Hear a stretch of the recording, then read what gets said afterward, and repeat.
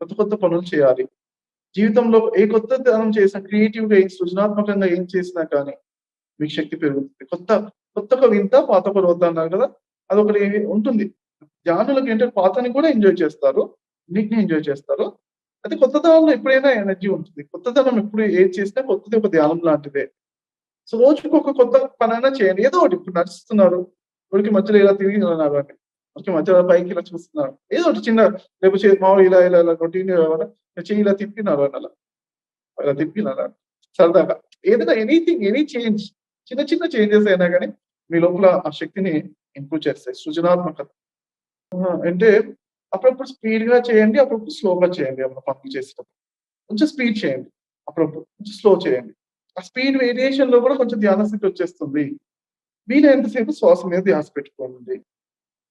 ఏంటంటే దీనికి ఒకరోజు అమెరికాలో నేను ఒక ఆవిడ లక్ష్మి గారని న్యూయార్క్‌లో ఉండేవారు. అయితే ఆవిడ ఫార్మసీలో పనిచేసేవారన్నమాట. సీవీఎస్ ఫార్మసీ అని ఒక అది మందుల షాప్ అన్నమాట పెద్దది. సో, అందులోపల తనేంటి వచ్చిన వాళ్ళకి తీసుకొని ప్రిస్క్రిప్షన్ తీసుకొని మందులు తీసి ఇవ్వాలి. అయితే ఆ జాబ్ చేసేవాళ్ళు. చేస్తే తను అడిగారన్నమాట. నేను జాబ్‌లో ఉంటాను కదా! ఇంట్లో అయితే డైలీ 1 అవర్ పొద్దున గంట, సాయంత్రం గంట చేస్తున్నాను. జాబ్‌లో ఉండేటప్పుడు కూడా పని చేసేటప్పుడు శ్వాస మీద ధ్యాస పెట్టుకోవచ్చా అన్నారన్నమాట. వై నాట్ ఎంత హ్యాపీగా పెట్టుకోవచ్చండి. పెట్టుకుంటే మంచిదే కదా! అని చెప్పాను. తర్వాత తను ఆ విధంగా పెట్టుకున్నారు. శ్వాస మీద ధ్యాస పెట్టుకొని అన్ని పనులు చేసేవారు.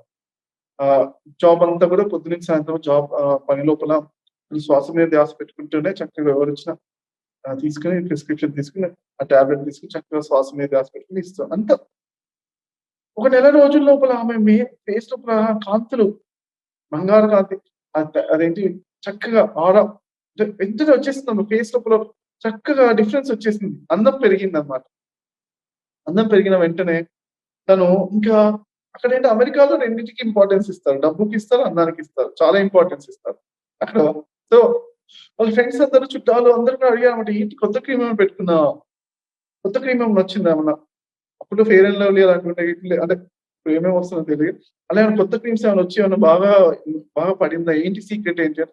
సీక్రెట్ ఏం లేదండి మెడిటేషన్ అని చెప్పారు. చెప్తే అప్పుడు ఒక అమెరికాలో ఒక మెడిటేషన్ క్లాస్ అని 2 డే వర్క్‌షాప్ అని పిలిచారన్నమాట. ఆవిడ ఇన్వైట్ చేశారు. ఇన్వైట్ చేసి అమెరికాలో జనరల్‌గా మెడిటేషన్ అంటే ఎక్కువ ఇంట్రెస్ట్ ఉండదు అక్కడ ఉన్న వాళ్ళకి. ఒకరో ఇద్దరు చాలా తక్కువ మంది ఉంటారు. మన ఇండియన్స్ ముఖ్యంగా. అమెరికా వాళ్ళు బానే ఉంటారు. ఇండియన్స్‌కి ఇంట్రెస్ట్ అనేది తక్కువ ఉంటుంది. ఎందుకంటే డబ్బులు అమెరికా అంటే డబ్బుల మాయని సృష్టించే ఒక దేశము గుర్తుంచుకోండి.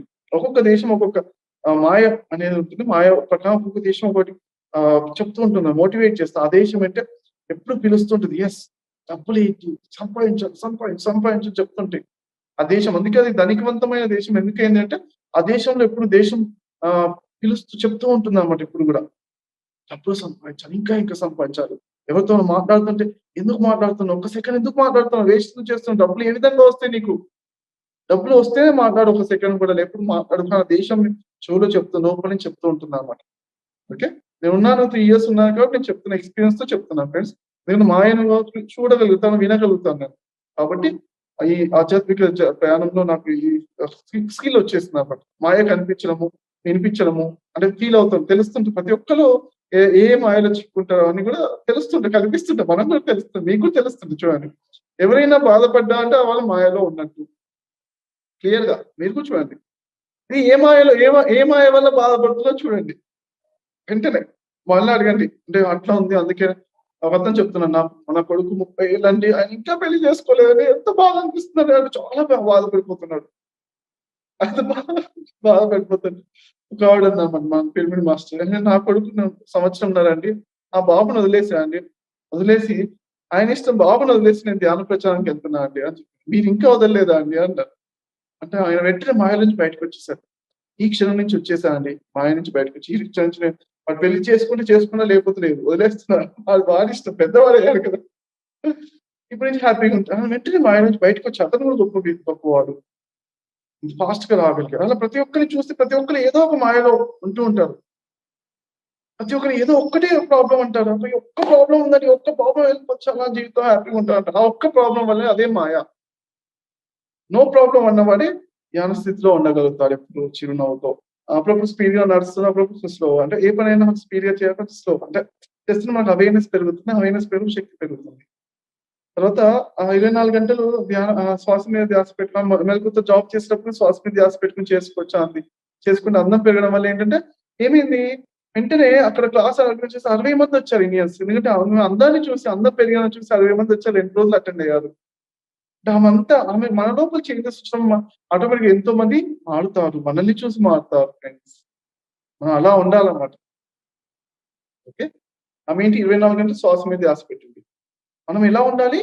ఎంత చక్కగా ఉండాలి? 12 పాయింట్ అంటే ఎంత చక్కగా ఉండాలంటే, మనల్ని చూసి వేరే వాళ్ళు మారాలి. మనల్ని చూసి వాళ్ళు ఏంటి మీ సీక్రెట్ అని అడగాలి. అడిగినప్పుడు మనం చెప్పాలి. 24 గంటలు ధ్యాన స్థితిలో ఉంటాను అని చెప్పాలి మనం.